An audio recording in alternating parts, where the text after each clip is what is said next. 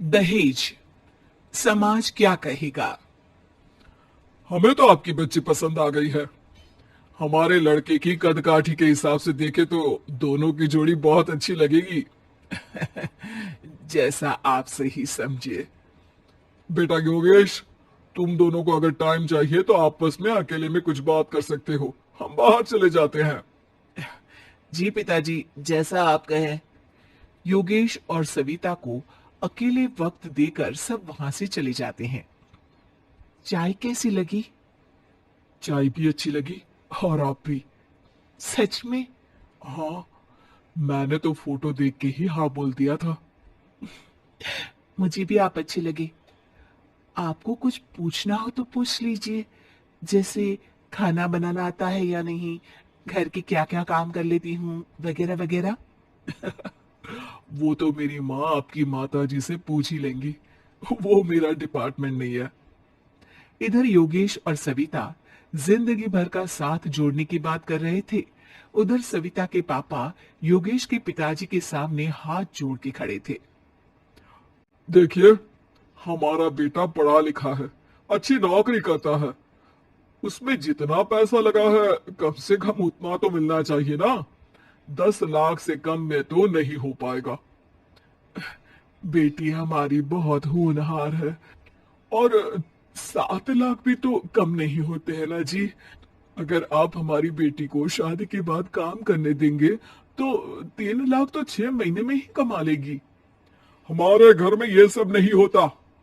औरतें घर संभालती हैं और आदमी बाहर के काम। जरा मेरी बात तो समझिए। एक कार देने के बाद 10 लाख रुपए नगद देने में हमारी कमर टूट जाएगी। और इसके अलावा टीवी फ्रिज तो देना ही पड़ेगा। शादी की तैयारियां, मेहमानों की पूछ परख, बारातियों का स्वागत।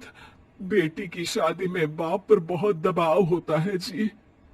देखिए, हमारा बेटा कोई दुकान में रखी चीज नहीं है जिसके ऊपर हम भाव ताव कर सके और आप उसे कम दाम में खरीद लेंगे। 10 लाख से एक भी रुपया कम नहीं होगा। ठीक है, जैसा आप कहे जी। पर आधा पैसा अभी और आधा कन्यादान के वक्त दे देंगे। अरे, इसमें भी किश्त मांग रहे हैं आप? हमने तो सोचा था कि अच्छा परिवार होगा आपका। अच्छा ही परिवार है देवनाथ जी, पर पैसों की थोड़ी तंगी है ना, वरना सब ठीक ही है हमारे परिवार में जी। देवनाथ वहां से अपनी बेटी योगेश को लेकर चले जाते हैं और कुंडली मिलवाई जाती है। 36 में से 32 गुण मिलते हैं। जल्द ही शादी का मुहूर्त भी निकल आता है। अब कन्या को बुलाइए। आओ बेटी, यहाँ बैठो, योगेश की बाई और। मंत्रोच्चार शुरू करते हैं। मंगलम भगवान विष्णु मंगलम गरुड़ ध्वजा मंगलम। सविता के पापा सविता और योगेश के बीच में जाकर बैठ जाते हैं। बेटी, तेरी माँ को यहाँ बैठना था, पर तेरी विदाई नहीं देखना चाहती होगी शायद, इसीलिए पहले ही चली गई। बाबा, हंसी खुशी का माहौल है। रोने का समय तो विदाई के वक्त होता है ना, तब ये इमोशनल अत्याचार कर लेना। अभी तो मुस्कुराइए, कैमरा आसपास ही है। तभी पीछे योगेश के पिताजी आ जाते हैं। अभी तक पैसे नहीं आए आपके यहाँ से? उठा लूं क्या बेटे को?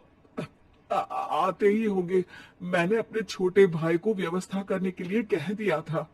अरे तो जल्दी कराइए ना, वरना देर हो जाएगी। समझ रहे हो ना आप? योगेश और सविता दोनों एक दूसरे की तरफ देखते हैं। सविता चाहती है कि योगेश कुछ बोले, पर योगेश अपना मुंह दूसरी तरफ फेर लेता है। पापा, कितने पैसे की बात की है आपने? अरे बेटी, तुझे इससे क्या मतलब? मेरी डील की है ना, तो मुझे तो पता ही होना चाहिए। कन्यादान की विधि शुरू करेंगे। तभी योगेश के पिता वापस वहां आ जाते हैं। पैसे देते हैं या बेटे को उठवा लूं? मैं आपके हाथ जोड़ता हूं जी, थोड़ा सा इंतजार कर लीजिए। देवनाथ वहां से चले जाते हैं। तुम अपने पिताजी से कुछ कहते क्यों नहीं? उनके सामने कोई आवाज नहीं उठाता। ऐसा नहीं है, कोई तो उठाएगा ही। तभी वहां सविता के चाचा एक बैग लेकर आते हैं और सविता के पापा को देते हुए कहते हैं, 9 लाख ही हुए। आत्माराम इशारा करके योगेश के पिता को वहां बुलाते हैं। क्या? सिर्फ 9 लाख?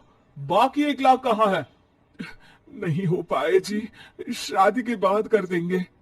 अरे आप बात से पलट रहे हैं।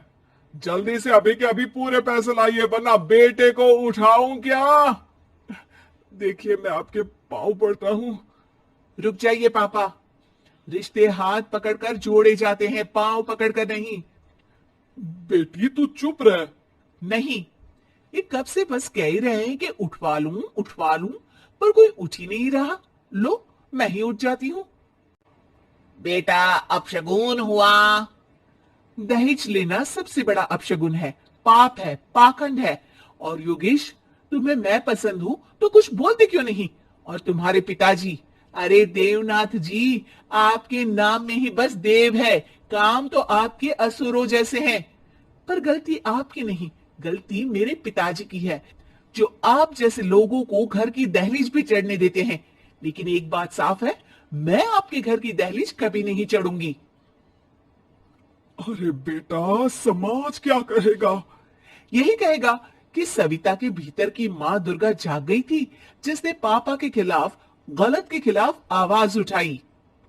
आसपास के लोगों ने जोरदार तालियां बजाई। समाज की तालियों से पता चला कि समाज क्या कहेगा। समाज ने सविता की बात को स्वीकार भी किया और उसको अपने सर आंखों पर भी बिठा लिया। सविता के पिता में हिम्मत जागी और उन्होंने कहा, देवनाथ जी, आप कह रहे थे ना बेटे को उठा लूं क्या? उठा लीजिए। हमारी बेटी को आपका लड़का पसंद नहीं है।